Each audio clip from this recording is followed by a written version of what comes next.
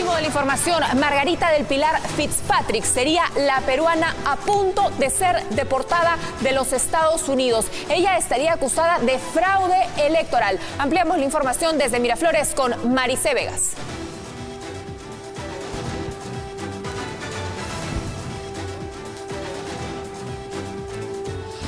Es la información, lo último a esta hora, donde estaremos actualizando la información con sus familiares aquí en Perú, preocupados con esa mujer que en el 2002 dejó el país hacia Estados Unidos. ¿Cómo están? Bienvenidos a esta edición aquí en Latina. Ahora sí, la noche es mía. Bienvenidos a 90. Comenzamos con nuestros titulares. Y es que una peruana residente en Estados Unidos, se lo habíamos comentado, podría ser deportada. Está acusada de fraude electoral. La mujer casada con un estadounidense y con 3 hijos también nacionalizados habría votado ilegalmente. 2 hermanos obreros fueron asesinados a balazos en San Juan de Lurigancho. La policía investiga si se trata de un ajuste de cuentas. Y el abogado de Alejandro Toledo asegura que el expresidente volverá al país si es que se le cambia el mandato de detención por comparecencia. Heriberto Benítez ha insistido en victimizar a su defendido. Millonario equipo médico radioactivo está abandonado en el INEM hace más de un año. Se compró sin tener los papeles en regla y hasta el momento no se puede resolver el problema. Muy bien, vamos a desarrollar las noticias aquí en 90 Noche, porque la historia que nos tiene preocupados, consternados, porque no la entendemos bien. Una peruana se convertiría en la primera compatriota en ser deportada de Estados Unidos. Ella, ¿qué sucedió? Ella es residente hace muchos años, está casada con un ciudadano norteamericano, tenía su licencia de conducir y ella asegura que por error votó en las últimas elecciones presidenciales en medio de este debate sobre las políticas migratorias de Donald Trump, algo que estaba prohibido para ella. Margarita del Pilar Fitzpatrick es la peruana que estaría a punto de ser deportada de Estados Unidos por votar ilegalmente.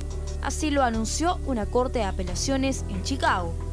Según este documento del tribunal, Margarita del Pilar, quien reside legalmente desde hace 15 años en ese país, solicitó una licencia para conducir en el estado de Illinois hace más de una década. Al igual que en muchos lugares de Estados Unidos, Illinois permite que las personas se registren para votar cuando postulan a obtener el permiso para manejar. Según el abogado de Fitzpatrick, el personal que la atendió cometió un error, pues sabía de la situación legal de su cliente y aún así le dio la autorización para sufragar. Margarita ha formado una familia en Estados Unidos, está casada con un ciudadano americano y sus hijos son nacionalizados. El caso de nuestra compatriota abrió nuevamente el debate sobre un supuesto fraude electoral denunciado por Donald Trump, que incluiría millones de sufragios de inmigrantes indocumentados. De ejecutarse la decisión de las autoridades norteamericanas, Margarita del Pilar Fitzpatrick se convertiría en la primera peruana en ser expulsada de Estados Unidos. Y una familia fue acribillada en San Juan de Lurigancho. 2 hermanos perdieron la vida luego que 4 sujetos le dispararan a plena luz del día. Un primo es el único sobreviviente del ataque. La imagen era aterradora, escalofriante, como de una inquietante intriga. 3 impactos de bala, 1 en la cabeza, 2 en el pecho, impidieron que Víker Castillo Rojas, quien estaba al volante, tenga una mínima oportunidad de sobrevivir. A solo unos metros, su hermano, John Walter Castillo Rojas, intentó esquivar las balas cubriendo su cuerpo con el auto, pero tampoco lo logró. Una tercera víctima, Rigoberto Candia Guillén, iba como copiloto. Fueron los mismos vecinos quienes de alguna forma intentaron salvar su vida al notar que aún respiraba.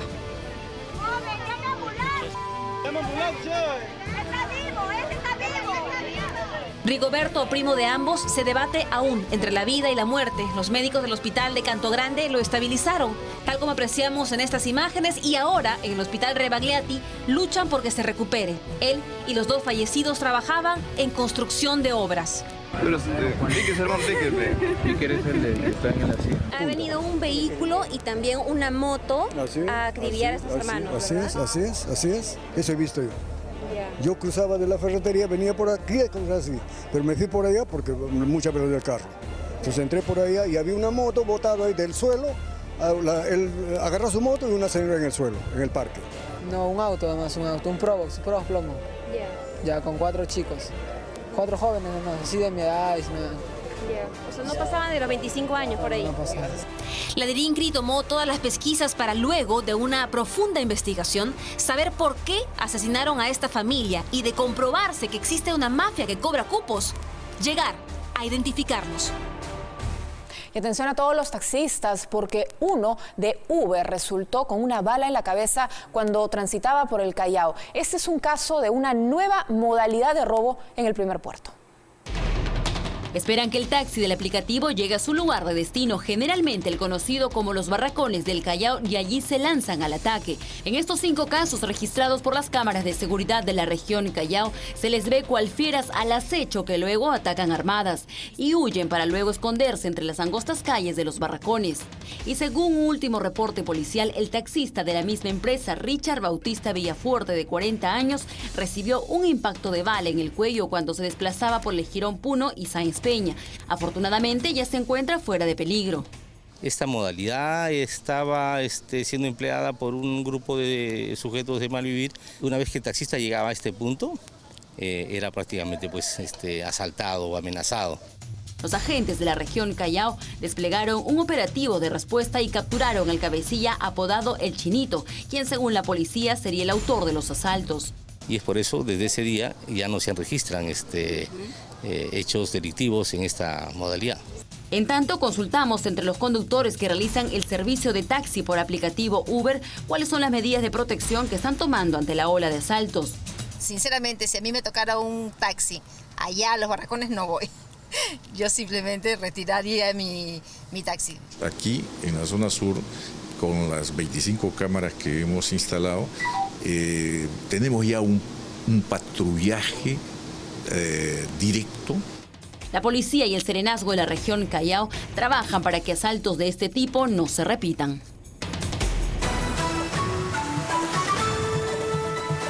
Un incendio consumió decenas de viviendas de la manzana U2 en el asentamiento humano Rinconada Alta de Pamplona, en San Juan de Miraflores.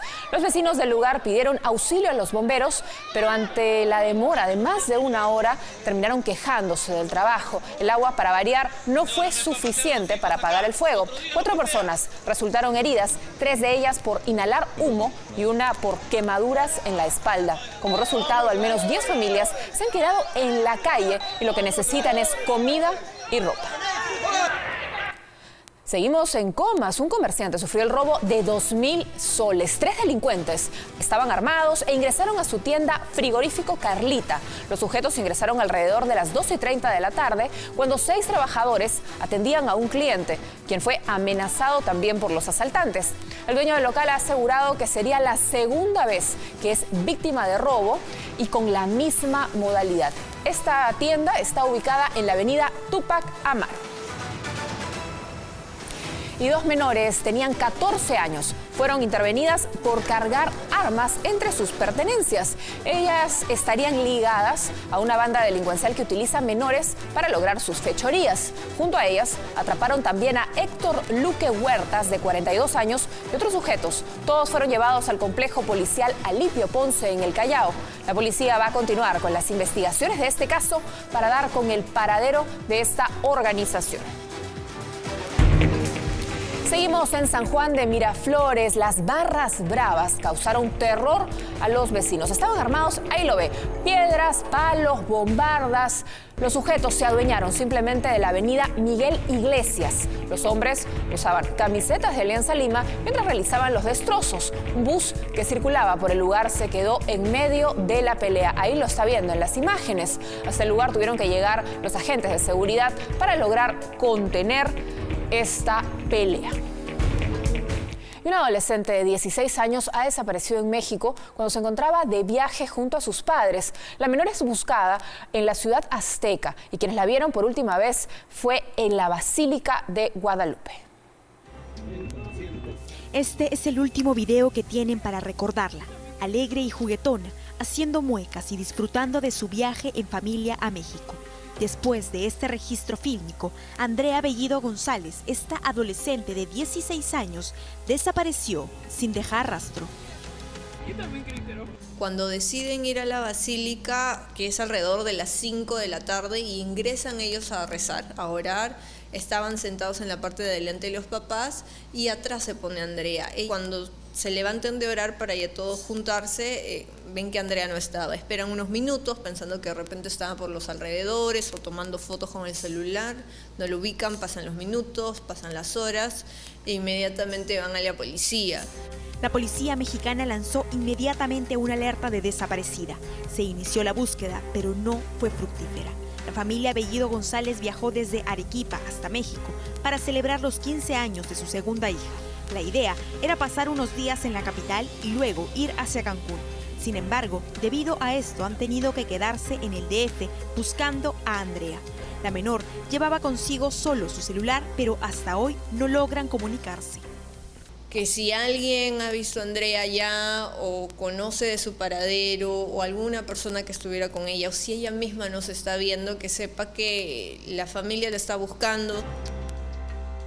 Cambiamos de información. En el plano político judicial, la defensa de Alejandro Toledo ha afirmado que si se levanta el pedido de prisión preventiva, el exmandatario va a regresar al país. Su abogado, Heriberto Benítez, ha dicho que la apelación a este mandato de detención se verá en las próximas horas.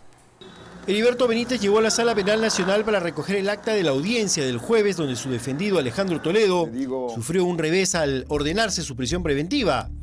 Sin embargo, la defensa del exmandatario dijo que si se levanta esta medida, Toledo volverá al Perú. Bueno, ya tiene que venir a cumplir con las normas que señala la justicia, ¿no? Porque si no viene, ya podría ocasionar que se intente otro nuevo pedido. El excongresista insistió en que no existe motivo para recluir en un penal a su defendido. Los otros requisitos que se requieren para la prisión preventiva tampoco se dan, como es el peligro de fuga y el obstaculizar la justicia. Nosotros hemos demostrado que eso no se da. Está probado en el expediente, pero a pesar de ello el juez Carguancho lo ha hecho. Ha quedado demostrado que Alejandro Toledo tiene arraigo y el juez no lo ha considerado. La defensa de Alejandro Toledo presentará en las próximas horas la apelación a la prisión preventiva. Reiteró que el entorno de la investigación está politizado. La manera como el presidente de la República le pide al de los Estados Unidos la deportación, cómo la ministra de Justicia sale a presionar para que se entreguen, cómo el ministro del Interior pone una foto hasta con recompensa, cómo congresistas festejan un mandato de prisión, le da el entorno y el tinte político a esta investigación, ¿no? Señaló que no existen garantías para su defendido y volvió a calificar de verdugo al juez Richard Concepción. El próximo jueves la Sala Penal Nacional deberá pronunciarse sobre el pedido de la defensa de Alejandro Toledo para dejar sin efecto la prisión preventiva. Bueno, sobre esta estrategia de victimización, los congresistas de diferentes bancadas han rechazado esta supuesta cacería de brujas en contra del expresidente Alejandro Toledo y le han exigido más bien que regrese al país. Por su parte, el oficialismo negó que el presidente Pedro Pablo Kuczynski se haya entrometido en este proceso judicial al haber contactado por este caso a su homólogo de los Estados Unidos, Donald Trump. Creo que el señor Toledo debería ser consciente que nosotros ya recuperamos la democracia en el Perú y que entonces lo que él debería hacer es venir acá y responder y no debería estar escudándose en una supuesta cacería de brujas. Se le están haciendo imputaciones concretas debido a las afirmaciones que han hecho colaboradores de la justicia, quienes dicen que le han dado coimas, entonces que venga y desvirtúe eso. Nos preguntamos, ¿cacería de brujas por parte de quién? ¿De Jorge Barata, de Marcelo Odebrecht? Las coordinaciones con Estados Unidos y con Israel tienen un fin muy claro, no es intrometerse en la justicia, es justamente lograr justicia. Y para ello el señor Toledo tiene que estar en el país y tiene que responder. Y será el sistema de justicia de manera absolutamente independiente e imparcial el que decida si es culpable o no. También hay reacciones del fiscal de la Nación. Pablo Sánchez ha descartado cualquier interés político en la acusación contra el expresidente Alejandro Toledo por recibir presuntos sobornos de Odebrecht. Una convocatoria de urgencia a la Comisión de Alto Nivel Anticorrupción fue la ocasión para que el fiscal de la Nación, Pablo Sánchez, responda al presidente Alejandro Toledo, quien denunció una cacería de brujas en su contra. Que existen elementos probatorios suficientes que identifican hechos delictuosos y lo vinculan a él.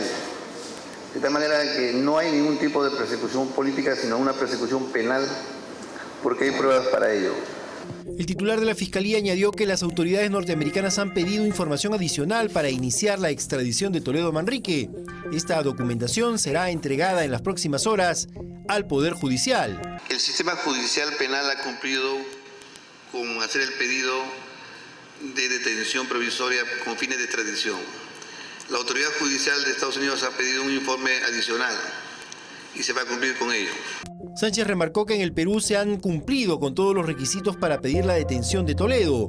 En cuanto al pedido del Congreso para que el fiscal anticorrupción Hamilton Castro se presente ante la Comisión Lavallato, Sánchez intentó ser diplomático, aunque no admitió ni negó esa posibilidad. Estamos nosotros en una línea de conversación con la presidenta del Congreso para superar el problema que se ha presentado en ese momento. Pero existe el mejor ánimo de la Fiscalía en superar este impasse, ¿no? La Comisión de Alto Nivel Anticorrupción emitió un pronunciamiento en la que expresa su enérgico rechazo a esta práctica.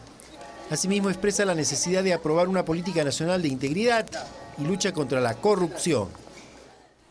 Y más que seguro usted ha oído decir eso que dicen, Toledo no cuenta con orden de captura en los Estados Unidos. Bueno, eso es cierto, porque aún no está aprobada por su Departamento de Estado. En la siguiente nota le vamos a contar paso a paso qué hay que hacer o qué tiene que hacer el Estado peruano para que sea efectiva la alerta roja de Interpol en ese país.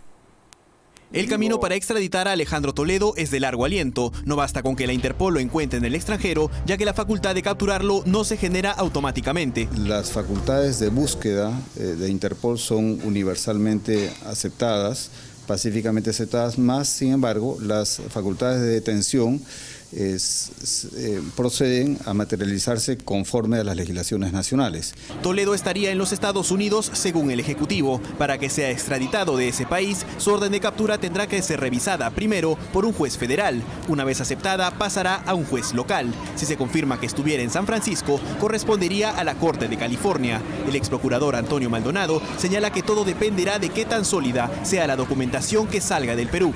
Por ejemplo, que se establezca claramente el nombre de la autoridad judicial que ha emitido la orden, que se establezca claramente los delitos por los cuales la persona está siendo requerida internacionalmente, los fundamentos de hecho, los fundamentos de derecho. Antes de llegar al Departamento de Justicia estadounidense, esta información pasará del Poder Judicial a la Cancillería. Después tendrá que ser legalizada en la Embajada de los Estados Unidos para luego ser enviada a la Embajada del Perú en ese país. Con la orden de captura internacional activada, se podrá detener a Alejandro Toledo con fines de extradición. Mientras tanto, la Interpol lo rastreará a donde vaya.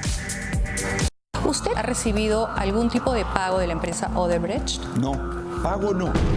¿Donación? Nunca. Un total de 698.000 soles para promover la candidatura de Alejandro Toledo. Nunca se recibió ninguna coima de ninguna empresa brasilera. El primer pago detectado por la Fiscalía se dio el 23 de junio del 2006. Yo no tengo rabo de paja. Estas son los depósitos a cuentas de su amigo Joseph Maiman. Que Alejandro Toledo no es corrupto. Toledo comprometió a las constructoras a construirle un pedacito de la interoceánica. Tenían procesos judiciales con el Estado. Este informe llegó al despacho del entonces premier Pedro Pablo Kuczynski. No durante mi gobierno.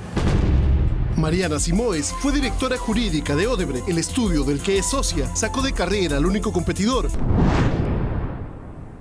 Bueno, y hace solo instantes el sodalicio ha reconocido los abusos sexuales cometidos por Luis Figari, exfundador de la comunidad religiosa. A través de un video, Alessandro Moroni, representante de la institución, ha presentado un resumen del informe que hicieron los expertos internacionales que tuvieron a su cargo la investigación. Vamos a escuchar qué dijo. Los expertos internacionales han encontrado los elementos suficientes que apuntan a los siguientes resultados.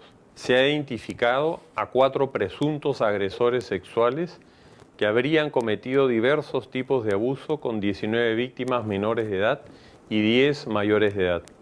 Y también se identificó a 4 presuntos agresores sexuales con 7 víctimas mayores de edad. Los abusos y las inconductas sexuales cometidas por algunos miembros y exmiembros de nuestra comunidad.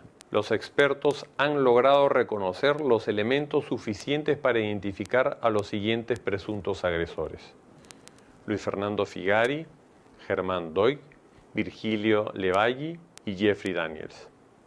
Esta misma semana acudiré al Ministerio Público para entregar personalmente la información sobre los hallazgos referentes a abusos contra menores de edad.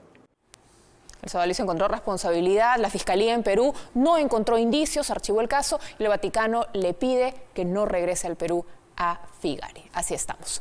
Bueno, y vamos a hablar de la investigación de Latina. Nuestra unidad ha descubierto la existencia, resulta, de un costoso equipo comprado en el 2016, pero que sigue empaquetado sin usar en el Instituto de Enfermedades Neoplásicas. Resulta que esta máquina no puede ser usada porque se compró sin tener todos los permisos de importación que debe otorgar la SUNAT.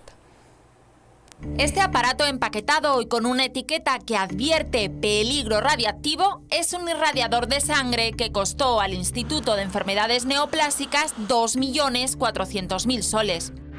Fue adquirido en enero de 2016 y los trabajadores del INEN señalan que desde entonces ha estado almacenado en diferentes áreas del sótano. El costoso equipo médico, un modelo que vemos aquí en funcionamiento en un banco de sangre argentino, sirve para irradiar la sangre donada y evitar así que pacientes inmunodeprimidos generen rechazo a la transfusión. ¿Por qué un año después de su compra sigue empaquetado en este cuarto del sótano? El irradiador de sangre opera con una fuente radiactiva de cesio. Según una petición de acceso a la información hecha por Latina al Instituto Peruano de Energía Nuclear, la empresa que vendió el producto, Rocasac, no tiene registrada licencia alguna para uso y operación de una fuente radiactiva. ¿Y se puede sacar la licencia con posterioridad a la importación o no? ¿Cómo se regulariza en esos casos? En estos casos no tendría que tener, va a ser imposible sacar la licencia de operación ya que no cuenta con esa licencia de importación. Esa fuente de cesio debió ser declarada también ante la SUNAT para su ingreso al país. Entonces digamos que el INEN ha tirado más de 2 millones de soles. Exactamente.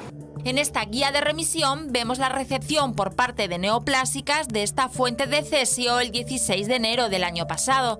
Extrañamente, el receptor de esta fuente no es un trabajador especializado, sino el director de la oficina de mantenimiento. Neoplásicas no aceptó una entrevista con Latina, argumentando que el tema se encuentra en investigación. Preocupados por una supuesta emisión radioactiva, los trabajadores de Neoplásicas denunciaron los hechos ante la Oficina de Control Institucional del Ministerio de Salud. Ojalá el INEI nos pueda explicar por qué compra equipos millonarios para tener guardados y que no puede utilizar. Lo que le vamos a mostrar a continuación es el mayor presupuesto para sus autoridades. Ellos han iniciado su viaje hace 5 días y han recorrido cerca de 305 kilómetros, todo montando a caballo. Sus pasos firmes retumbaban a la par de las pezuñas de sus caballos. Así, pobladores de varios distritos de Huancayo partieron hace 5 días en una marcha de sacrificio hacia Lima para pedir mayor presupuesto para sus comunidades. Fueron más de 305 kilómetros que recorrieron, atravesando la carretera central entre Jauja, La Oroya y otros pueblos camino a la capital.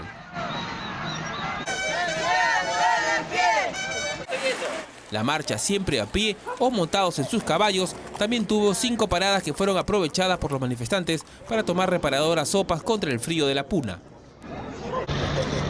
Saboreando aquí para el reforzamiento. Muchas mujeres llevaron a sus bebés a la marcha de sacrificio que busca obtener mayores recursos para concretar obras básicas para sus comunidades. Después de 120 horas caminando, los manifestantes llegaron a Lima en silencio. Luego hicieron una manifestación en la Plaza San Martín. Y el día de hoy nos encontramos aquí en la capital de la República. Los alcaldes de los distritos de Quilcas, Quichua, Huacrapuquio, Paca y San Agustín de Cajas, todos de Huancayo, sostendrán reuniones con diversas autoridades del gobierno. Y tras sus gestiones que esperan sean positivas, volverán a sus comunidades igual como viajaron a Lima, a pie. El gobierno de Estados Unidos acusó a Tarek El Aissami, vicepresidente de Venezuela, de estar vinculado al narcotráfico. Las autoridades norteamericanas impusieron sanciones económicas al segundo al mando del gobierno de Nicolás Maduro. El Aissami fue acusado de supervisar cargamentos de varios kilos de cocaína, pasando la lista de funcionarios vinculados al narcotráfico para la justicia estadounidense. En Estados Unidos ya son más de 600 inmigrantes detenidos en las primeras redadas ejecutadas por los agentes del Servicio de Inmigración y Aduanas. Forma parte de las políticas migratorias del presidente Donald Trump. Según John Kelly, secretario de Seguridad Nacional del país, solo han sido detenidos inmigrantes criminales que representan una amenaza para la seguridad pública. Durante un evento en España, el Nobel de Literatura Mario Vargas Llosa instó a los hispanohablantes a movilizarse contra el presidente de los Estados Unidos, Donald Trump. Esto debido a las políticas anti-inmigración que promueve el mandatario. Todas las comunidades hispanohablantes deberíamos movilizarnos en solidaridad con países que han sido claramente agraviados, ¿no es cierto?, por el nuevo mandatario norteamericano como México. Al menos 13 muertos y más de 80 heridos dejó un atentado terrorista al este de Pakistán durante una protesta contra la reforma de la ley de fármacos. Según las autoridades, un atacante suicida detonó una bomba contra los policías que protegían a los manifestantes. Una agrupación terrorista del Talibán se reivindicó el ataque.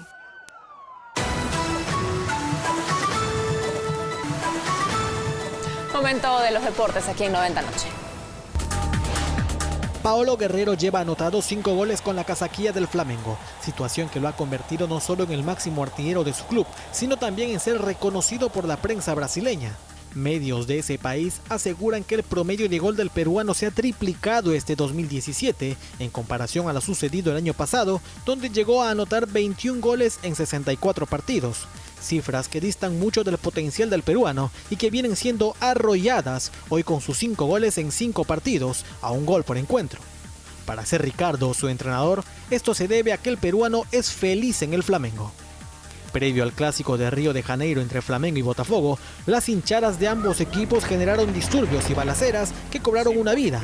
Diego Silva dos Santos, de 28 años, resultó con heridas en el pecho producto de disparos provenientes de un auto no identificado y no resistió camino al hospital. Asimismo, desmanes y escándalos en las calles fueron detenidos tras la llegada de la policía militar. Sin embargo, Paolo no es el único peruano exitoso en el extranjero. Este último fin de semana, una gran cantidad de compatriotas brillaron en sus respectivos equipos. Cueva anotó un tanto en la goleada del Sao Paulo en el torneo paulista. Bélgica tuvo el gol de Benavente, elegido además el mejor jugador del mes de enero. E incluso Jordi Reina debutó con gol en su nuevo equipo, el Vancouver Whitecaps, en un amistoso. En México, Andy Polo marcó su segundo tanto con el Morelia y ayudó a Rui Díaz, quien anotó el gol triunfal de su equipo que está urgido de victorias para salvarse del descenso.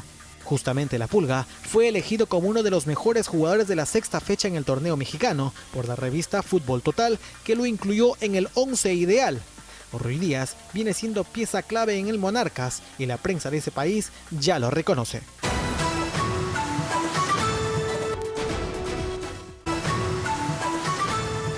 Juan Esteban Aristizábal, o sea, Juanes, ha presentado su nuevo videoclip. La canción se llama Amárrame. Dame una mirada y luego vuélvete lejana. Y sin querer, búscame y déjame. Llámame, pero no me hables, bésame y ahúgame. Nos vamos, muchísimas gracias por su sintonía. Ya es San Valentín. Feliz Día del Amor y la Amistad para todos. Nos reencontramos mañana. Chao.